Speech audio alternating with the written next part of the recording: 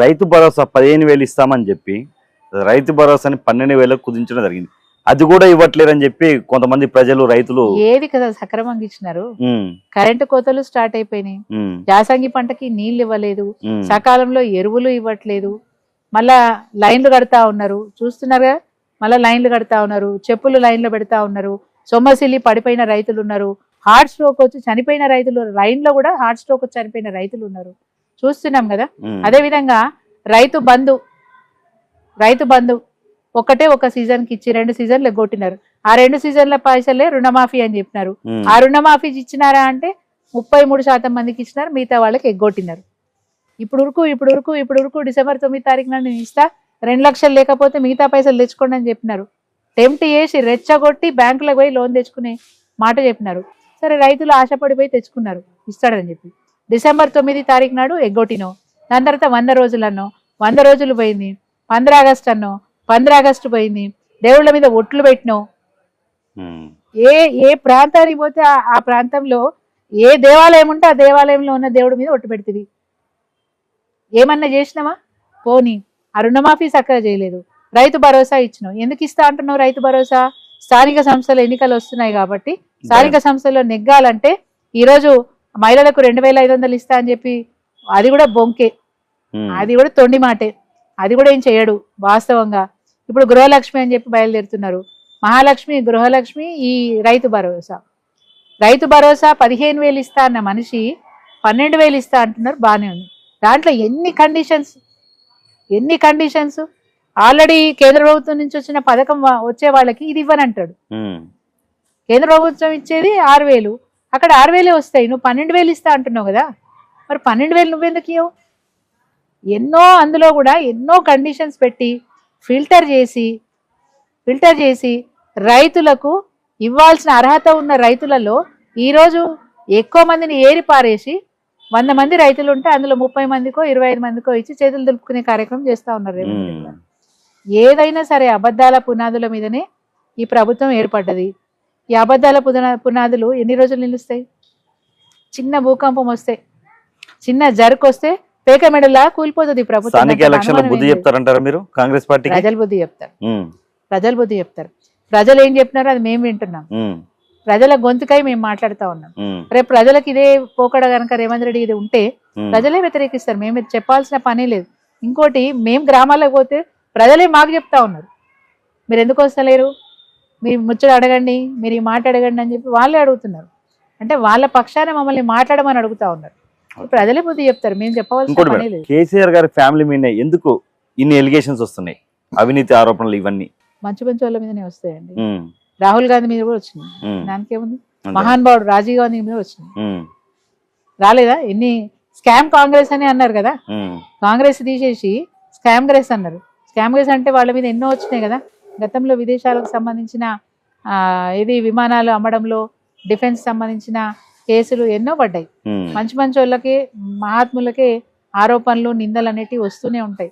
అన్ని నిందల్ని తట్టుకొని తెలంగాణ రాష్ట్రం సాధించేటప్పుడు కూడా అనేక అవమానాలు, అనేక నిందలు, ఎన్నో అబాస్పాలు చేసే ప్రయత్నాలు చేసినారు. మేము ఎక్కడ కూడా తలగకుండా కేసీఆర్ గారు అకుంఠిత దీక్షతోని ఒక సంకల్పం పెట్టుకొని తెలంగాణ రాష్ట్రాన్ని సాధించారు.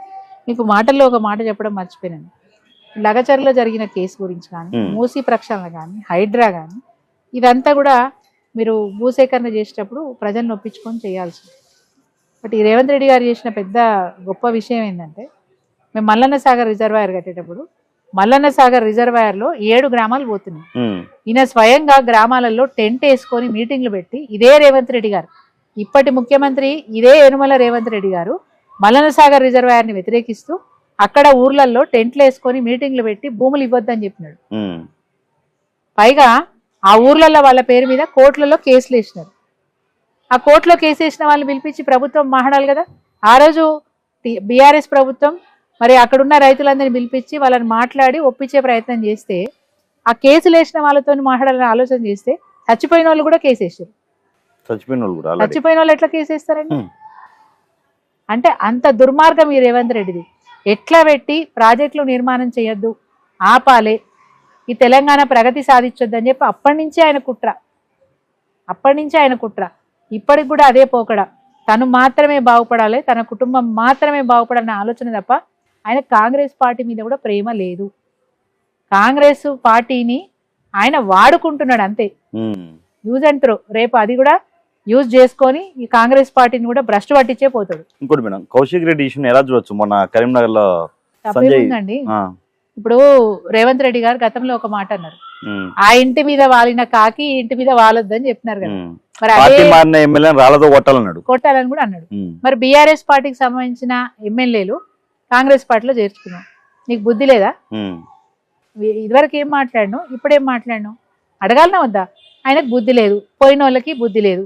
ఆ పోయిన ఆయన సరే ఆ మీటింగ్ లో కూర్చొని మాట్లాడేటప్పుడు ఆయన కాంగ్రెస్ కి అనుకూలంగా మాట్లాడుతున్నప్పుడు కౌశిక్ రెడ్డి అడిగినాడు, ఇది ఏ పార్టీ అన్నా, ఇది వరకు నువ్వు ఏ పార్టీ చెప్పు అన్నాడు. ఆయన బాజాప్తా 3 మంత్రుల సమక్షంలో నాది కాంగ్రెస్ పార్టీ అని చెప్పి, నువ్వు ఎట్లా కాంగ్రెస్ పార్టీ అని చెప్తావు అని చెప్పి కౌశిక్ రెడ్డి వాదన పెట్టుకున్నాడు. ఆర్గ్యుమెంట్ లో జరిగిన విషయాన్ని కౌశిక్ రెడ్డిని పోలీస్ స్టేషన్ తీసుకుపోయి ఆయనను అరెస్ట్ చేయాల్సిన అవసరం ఏమున్నది? సమానంగా వారు ఎమ్మెల్యేనే, వీరు ఎమ్మెల్యేనే. డాక్టర్ సంజయ్ కుమార్ కూడా సమానంగా, ఆయన కూడా చేతులు వీడియో చూసినాం, ఆయన కూడా చేతులు ఈయన మీదకి ఇసురు కొట్టినాడు, ఈయన కూడా చేతులు ఆయన మీద చేసినాడు. ఇద్దరు సమానంగా ఆర్గ్యూ చేసుకున్నారు, ఇద్దరు సమానంగా ఆర్గ్యూ చేసుకున్నారు. నిజంగా నువ్వు మంచి నాయకుడు అయితే ఇద్దరిని మీద కేసు పెట్టాలి, ఇద్దరి మీద కేసు పెట్టాలి, ఇద్దరిని పోలీస్ స్టేషన్ తీసుకుపోవాలి. నువ్వు అక్రమంగా ఒక కౌశిక్ రెడ్డిని ఎందుకు టార్గెట్ చేసుకుంటున్నావు? డాక్టర్ సంజయ్ కుమార్ చేసింది కరెక్టా? నువ్వే చెప్పినావు కదా రాళ్ళతో కొట్టి. మేము రాళ్ళతో కొట్టలేదే, రాళ్ళతో కొట్టలేదు, నిలదీసినాం. నువ్వు ఏ పార్టీ అని నిలదీసిన, ఆయన తప్పేమన్నది కౌశిక్ రెడ్డి నిలదీసిన దాంట్లో. కాంగ్రెస్ వాళ్ళు మాత్రం కౌశిక్ రెడ్డి రెచ్చగొట్టి మరి బీఆర్ఎస్ వాళ్ళు ముందు పంపుతారు ఆయన్ని. ఏదో రోజు కౌశిక్ రెడ్డి బలైపోతారు. బీఆర్ఎస్ పార్టీ రెచ్చగొడితేనే కాంగ్రెస్ పార్టీ అధికారంలోకి వచ్చిందా? బీఆర్ఎస్ పార్టీ రెచ్చగొడితే వచ్చిందా?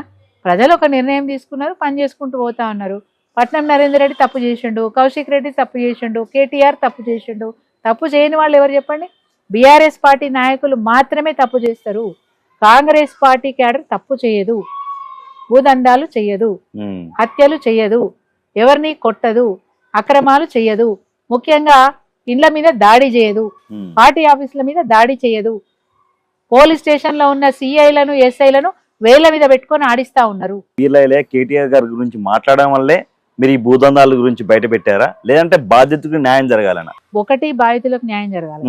నేనైతే నిజంగా నా చరిత్ర గురించి తెలుసుకున్న 2001 నుంచి నేను రాజకీయాల్లో ఉన్నాను. ఎప్పుడు కూడా వ్యక్తిగతంగా ఎవరిని నేను పేరు పెట్టి మాట్లాడలేదు. వ్యవస్థ గురించి మాట్లాడేదాన్ని, అక్కడ ఉన్న పరిస్థితులను బట్టి మాట్లాడేదాన్ని తప్ప ఎప్పుడు కూడా ఒక వ్యక్తి పేరు తీసుకొని మాట్లాడిన చరిత్ర నాకు లేదు. ఎప్పుడు అట్లా మాట్లాడలేదు. మొట్టమొదటిసారి ఎందుకు మాట్లాడవలసి వచ్చిందంటే, ఒకటి ఆయన చేసిన తప్పును తప్పకుండా నేను మాట్లాడేదాన్ని, దానికి నేను ప్రిపేర్ అయ్యినా కాబట్టి సాక్ష్యాధారాలన్నీ కూడా నా దగ్గర ఉన్నాయి. సరే, ఆ రోజు ఆయన మాట్లాడిన మాట వీడియో చూసిన తర్వాత నాకు కూడా చాలా కోపం వచ్చింది. ఎంత ఘోరమైన భాష, ఎంత ఘోరమైన భాష అంటే లుచ్చా, లంగా,